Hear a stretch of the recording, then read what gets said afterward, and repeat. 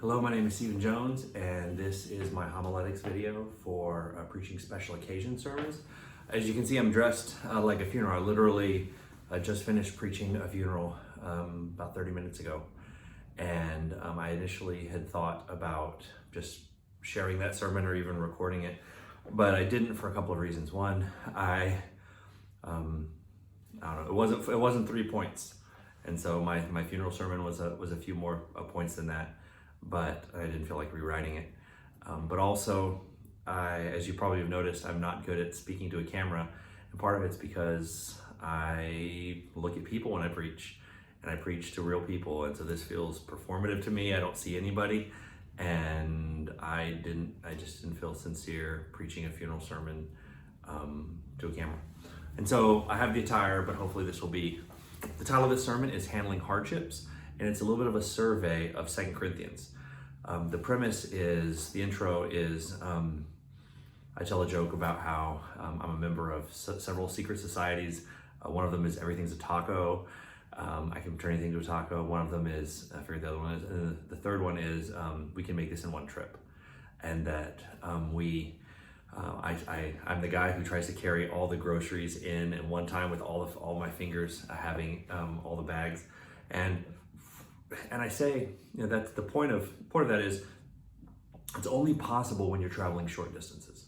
If I'm going from the car to the house, then I can try to, it doesn't matter how I carry a load, but if I have to carry something a while, then I have to reposition it so I can get comfortable under it. Like this is the backpack, if I'm gonna hike for a while. And so handling hardships, it requires us to think about how we're carrying the load, and so that's what I'm trying. And I'm using 2 Corinthians because I talk about 2 Corinthians being a deeply pastoral book that we know that somehow between 1st and 2 Corinthians, Paul had a painful visit and wrote a sorrowful letter, and now he's just being real in this book, in the second book. And so I highlight several things that Paul says in the book that show us what it's like to handle hardships. And my points are: it's okay to be weak, it's okay to be emotional, and it's okay to have needs. And at each point I'm trying to say, look, this is where God hasn't forgotten you, God knows what you're doing. So I'll be preaching the first point: it's okay to be weak. We've seen how Paul is getting us ready to how we handle hardships. He is expressing in this letter how he did handle hardships. He experienced something. He had a painful visit, and then he had he wrote a sorrowful letter, sort of condemning them and doing something. We're not quite sure what it is. We're just piecing together a history from the letters.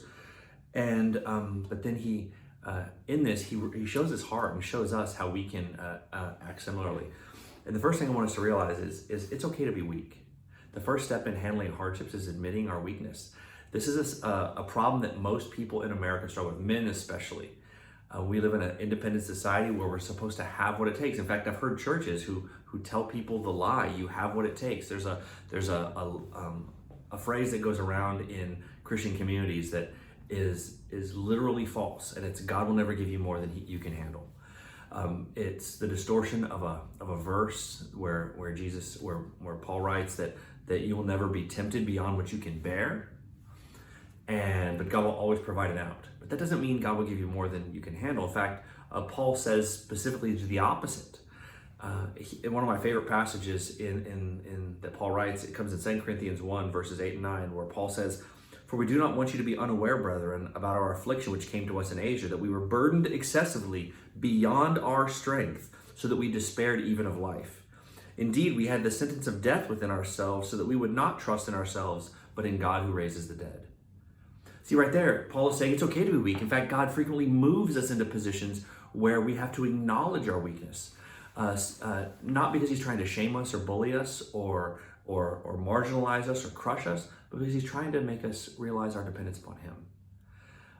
It's okay to be weak. God will frequently give you more than you can handle. He will not give you more than he can handle. And so in those moments where you feel burdened beyond what you can bear, beyond our strength, he did it so that we would respond the way Paul responds in verse 9. So that we would learn not to trust in ourselves, but to trust a God who raises the dead.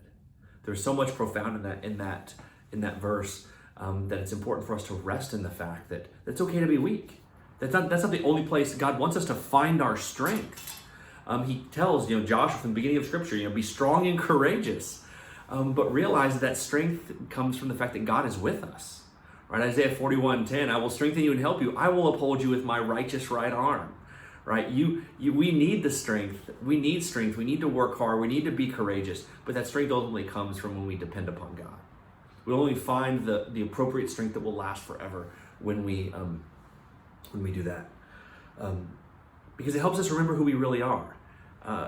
Paul goes on to say in chapter 4 of 2 Corinthians, he says in chapter 4, verse 7, we have this treasure in earthen vessels so that the surpassing greatness of the power will be of God and not from ourselves. He goes, God gives us this amazing treasure, okay, the gospel and his power. He gives it to us. The treasure is gold, but we're a pot.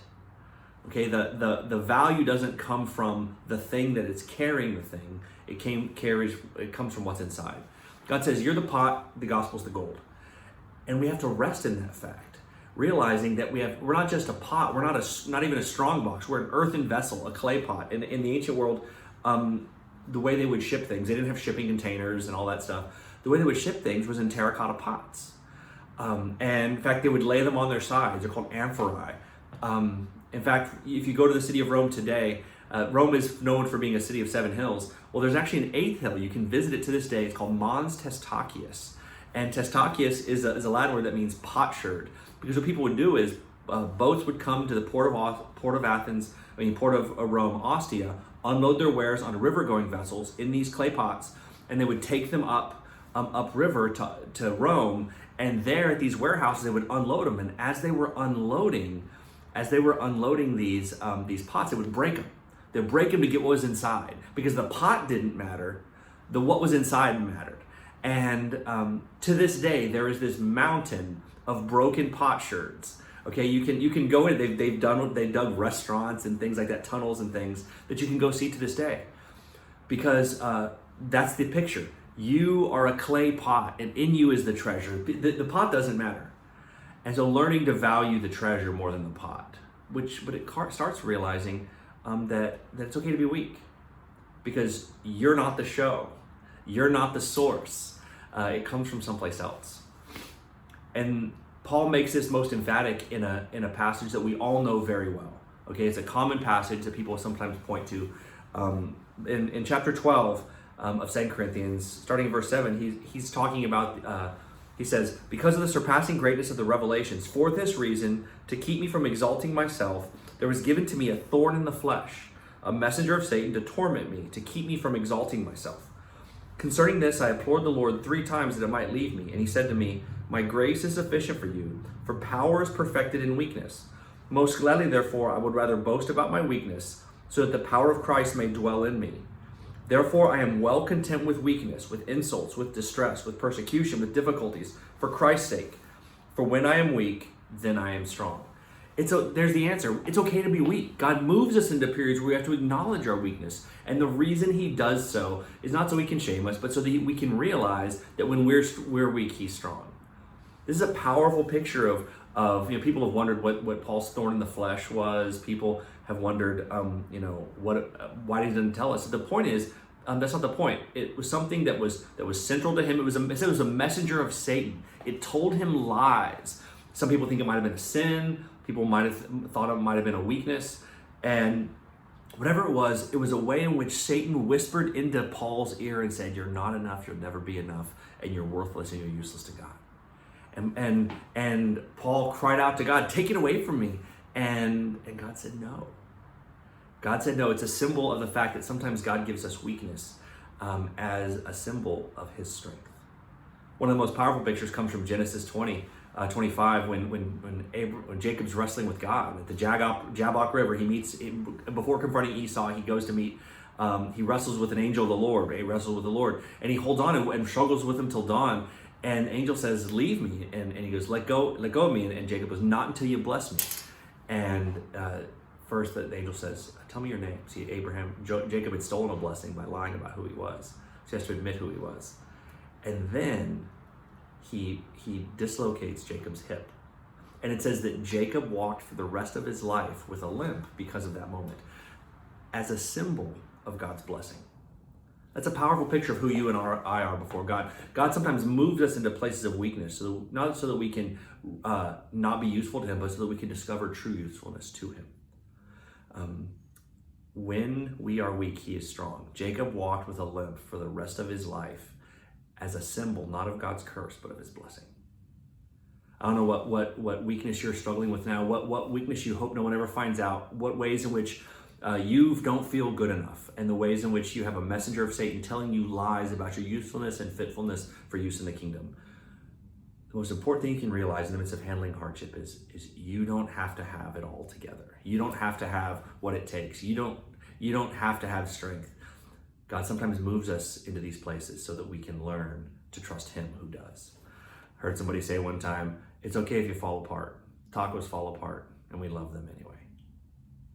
Thank you.